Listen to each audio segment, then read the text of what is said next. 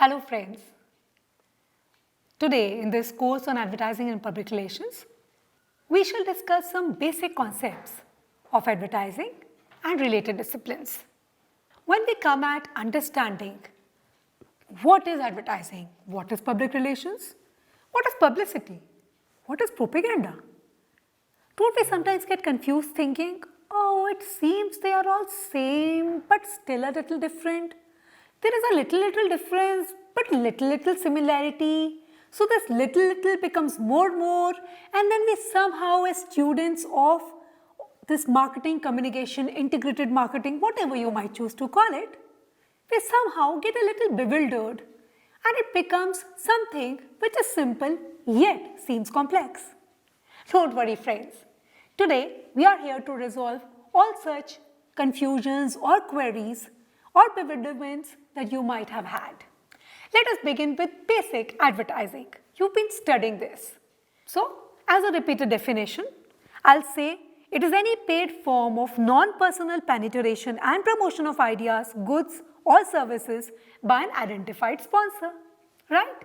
Now, if you break this definition, what do you see? It is non-personal. So when something is personal to you, when somebody is telling you that, okay ma'am or sir, buy this, oh this is a coupon, please fill this, then we will not call it advertising. It will go into personal selling, which we will discuss later in this class today. So advertising is by its nature non-personal. It is there in a public domain and you are viewing or listening to it like anybody else around you. Second thing is that it is by an identified sponsor. So if there is an ad, unlike PR where you can't identify who is saying this to me, you can identify who has paid for this message to come to me, right? So when there is a non-personal form of communication and by an identified sponsor, but it is aimed at persuading you into buying into a product or service, it is advertising. Now the concept of advertising is actually part of a larger gamut, which is marketing.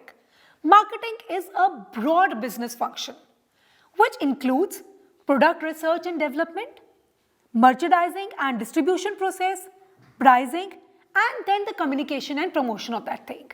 Now this communication and promotion, the fourth function of marketing that we are talking about, involves advertising, PR and other forms which as students of mass communication, we have to be involved with or we have to study or understand. So if I again talk about these functions of marketing with examples, a product research and development is function of marketing.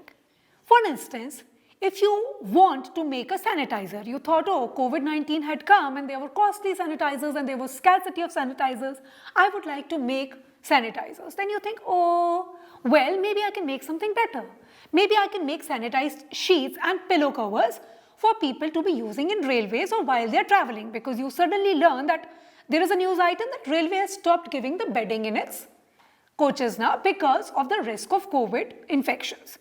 Now if you think this is an idea that you have, but now you would want to research on this idea, that what is the cost, where can I manufacture them, are there any permissions by the government that I need?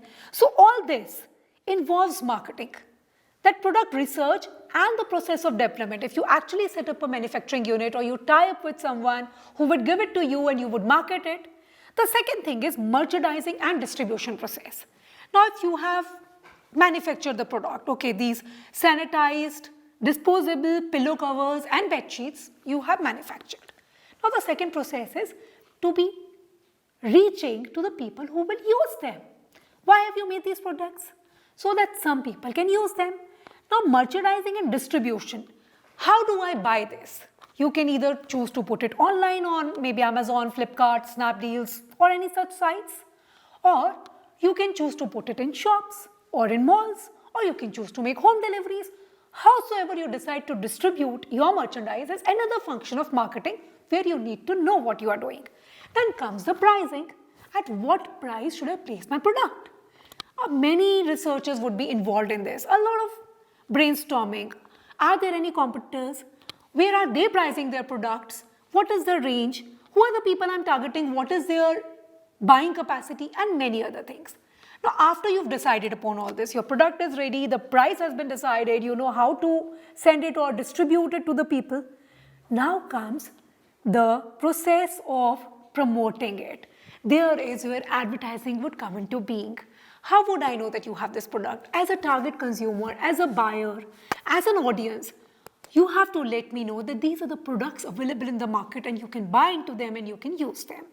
And how would you tell me that? You would tell me that through advertisements, through public relations and other things. Now to tell me this, you would use many methods. Now these methods are known as communication mix. These are specific methods used to promote the company or its products to the target audience. Now this communication mix has a certain purpose. When you are deciding upon what communication methods I would use, you have to see that what is the purpose. Is this a new product where you need to create awareness among the people?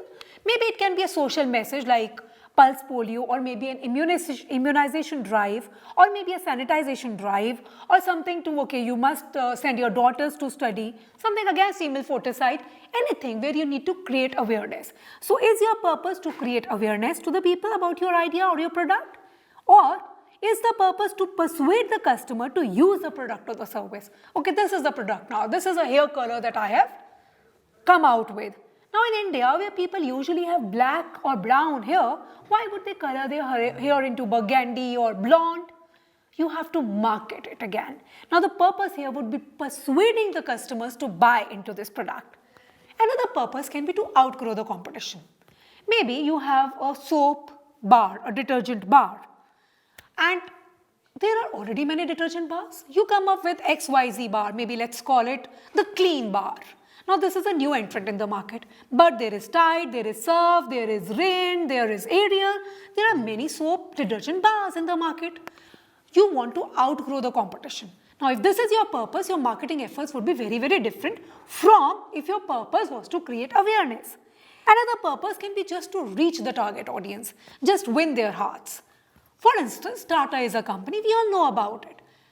But even if we know about it, Amul or Tata or maybe Reliance, they would still come up with ads where they just need to reach you, touch your minds, be at top of your mind, keep their trust, which is in your mind, alive. So your purpose of marketing has to be decided. Maybe it is creating awareness, persuading the customers to buy, outgrow the competition, or just to reach the TA. Accordingly, you will be able to decide what communication mix will you use for marketing. Now, what are the elements of communication mix?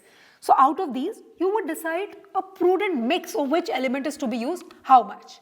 So the elements of promotional or marketing mix are advertising, personal selling, sales promotion, public relations, direct marketing or event sponsorships, point of purchase marketing, and even packaging. We will deal with each of them one by one. So you have a diagram on your screens where the marketing mix and its different elements are shown. So these diagrams usually help in remembering things, they work as small cues for memory. Let us deal with the first one, which is advertising. We began by defining advertising. Now, advertising includes all messages a business pays to deliver through a medium to reach the target audience.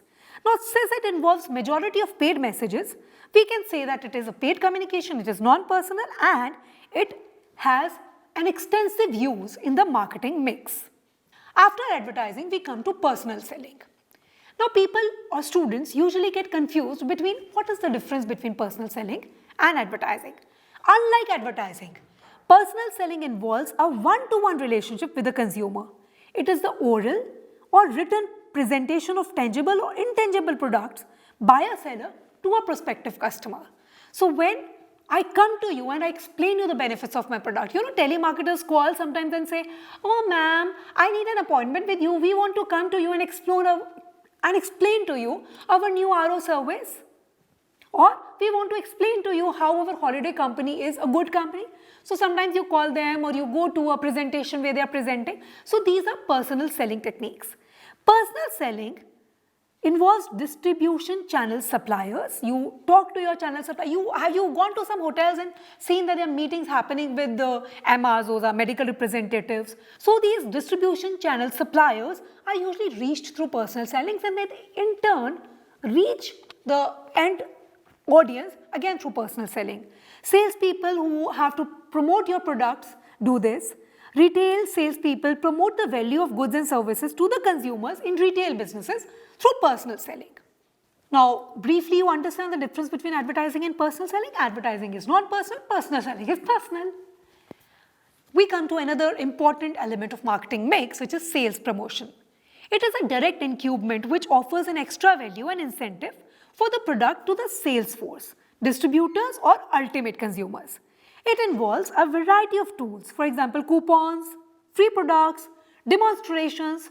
It is not rare to, going to a mall and seeing that there is a small canopy set up where they are giving you free trials of maybe a juice or maybe a pickle, where they say, oh, try this. A free distribution campaign is being run by the company. This is sales promotion. Or maybe a shampoo company is running some hairdo campaigns, or a makeup company says, oh, we are doing makeovers here. You come and our expert will do a makeover to you free of charge.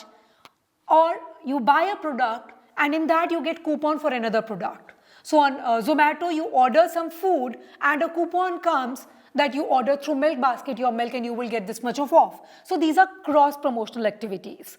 So these sales promotions are another part of marketing mix. Discounts and promotions are used for sales promotions, coupons, percent offs, deals, rebates. So these are all examples. Another example is the coupon mailers. You get a mail saying, okay, this is a mail from HDFC Bank credit card. You have won a Flipkart voucher of rupees 500. So these coupon mailers are again a part of sales promotion. Then exterior signs and in-store signage to call customers' attention for discounts, where they say, they write in big fonts 90% off, and then in small asterisks they would say, okay, 50 plus 40, so that is 90. So when you make these exterior signs to attract customers to your stores, that is another way of sales promotion. So as short-term gains from the sales are targeted through these promotional activities. Then we come to another thing, which is direct marketing. Now, direct marketing to the customers involves some aspects of both sales promotion and personal selling. Interactive communication with customers where the company's messages seeks or implores a response for the target consumer is part of direct marketing. These can be through emails, direct mails. These are usually the common formats. The message is sent with special offers or calls in action, often promoting limited time deals or new product launches, or mail orders, online or offline surveys, infomercials, or clubs where you are part of the Shoppers Stop Club where you would get this discount. All these are part of direct marketing. Another element of marketing mix is event sponsorships, or maybe having your presence felt at certain events. So this occurs when a company pays to have a presence at a sports or entertainment or non-profit or community event. The sponsorship may include a mix of benefits. Representation of the company during the event or visibility of the product or brand is the essential part of it. Handout samples can be given, some gifts or literatures. The name mentions during the event or spots are connected to the event. So all this happens when you go to a trade fair. Some mailers are given to you, or you're given small gifts. If you write in their diary, they might probably inform you that, we had a lucky coupon draw. So you won this in a trade fair. So during the trade fair or college fests or maybe a community service event, these event sponsorships happen. Apart from this, one very interesting thing is point of purchase selling. Sometimes all your advertising, promotions, direct mailers would want you to purchase a product.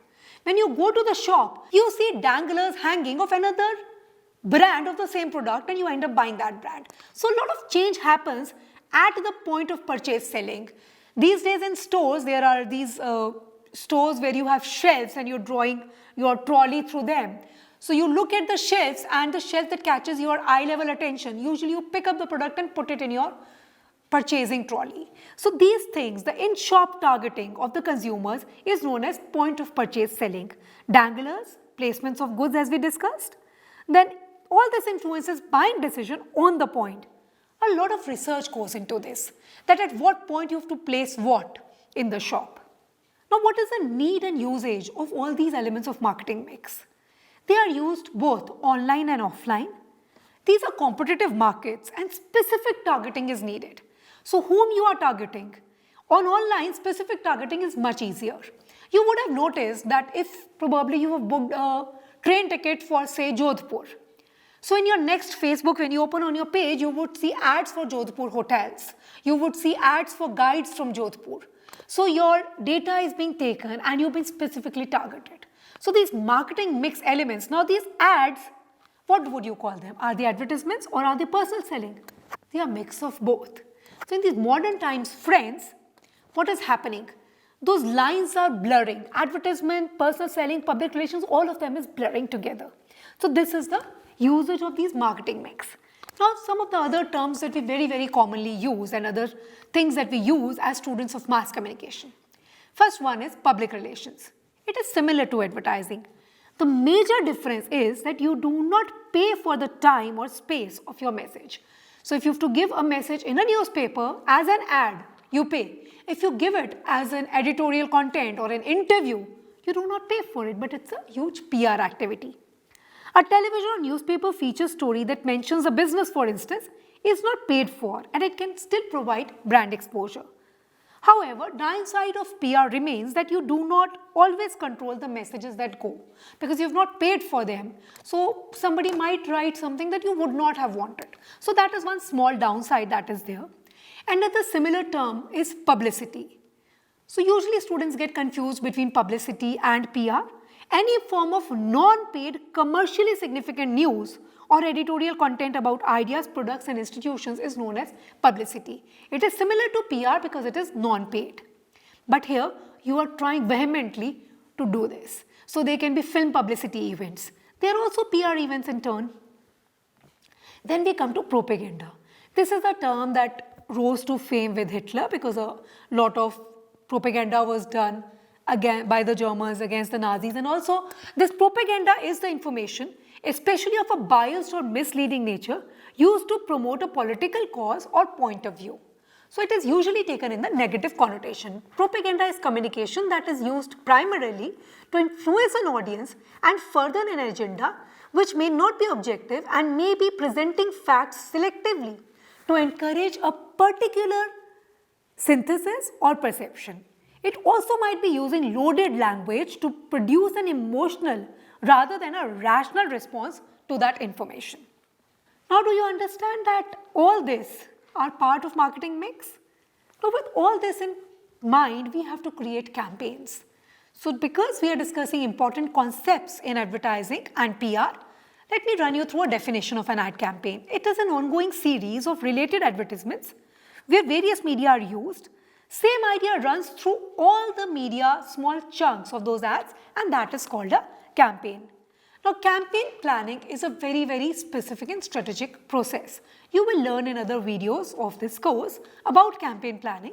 Just to give you a brief introduction to it, campaign planning has strategic considerations.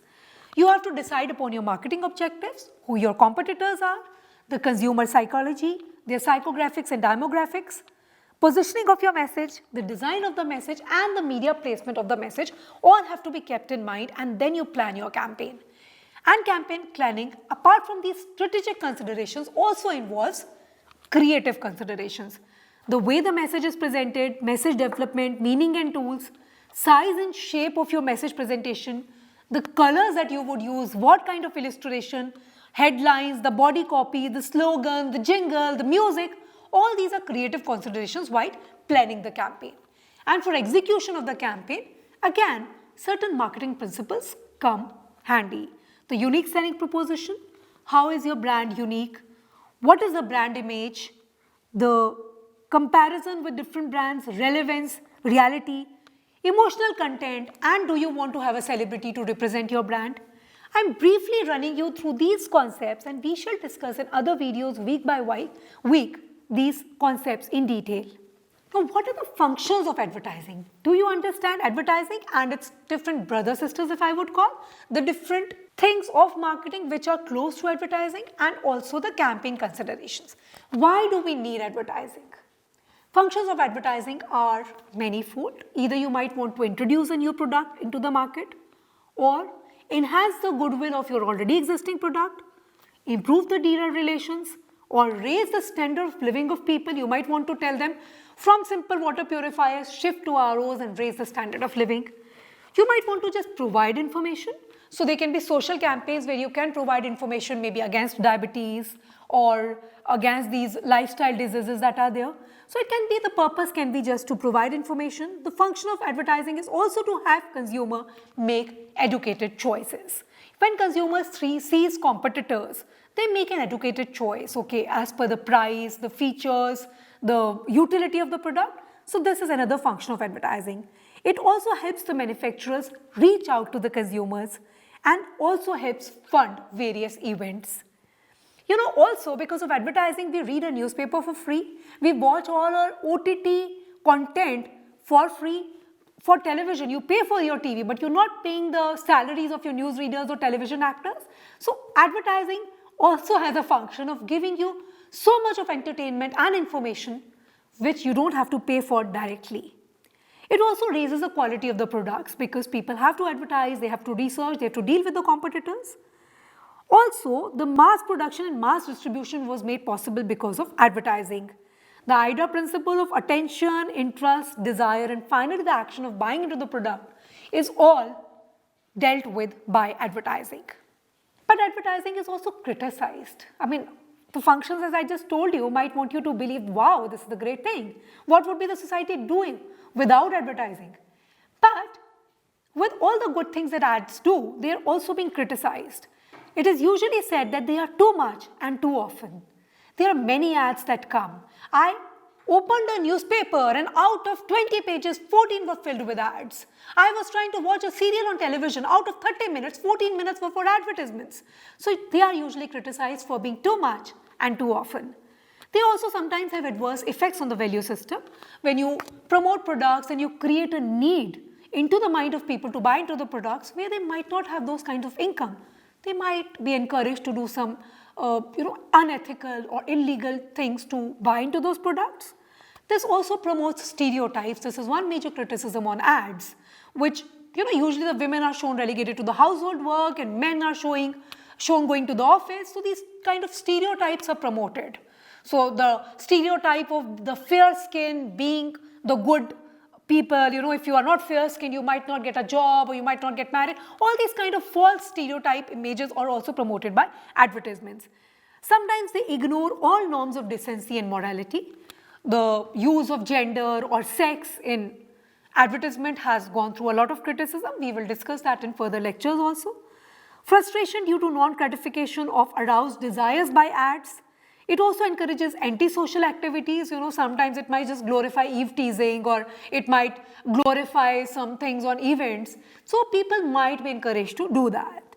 And the big criticism on advertisement is that they are exaggerated, they deceive people. You can't be chewing gums and having teeth flashing as camera lights. You can't be wearing a deodorant having girls wooing around you all. These are exaggerations and these are deceptive messages. It's a big deceptive message to use wrinkle-free creams and become young. You will of course age with age. So advertisement has all these criticisms also. Now the questions in your mind would be that if they are doing such wrong things, are there any controls? Of course, steady growth in consumer groups and business organizations and government bodies has now come to regulate virtually everything that the advertisements say. Most advertisers strive to maintain the ethical standards. And we can say that once a free-swinging, unchecked business, advertising is today a closely scrutinized and heavily regulated profession. There are many codes and ethics on advertisements. We have different videos to discuss those laws and codes and ethics on advertisements. So the purpose of today's discussion was to give you an overview of advertisement. Now that you would be doing this course and it would just go, all the weeks would take different previews. A basic introduction on what ads are, what PR is, how are they part of a larger marketing mix, what are their functions, what are their criticisms, are they regulated by certain bodies, why do you think they are important, why do they have to be there? So trying to just understand this. I hope this class has given that overview of basic concepts of advertising and PR to you. Happy learning, friends.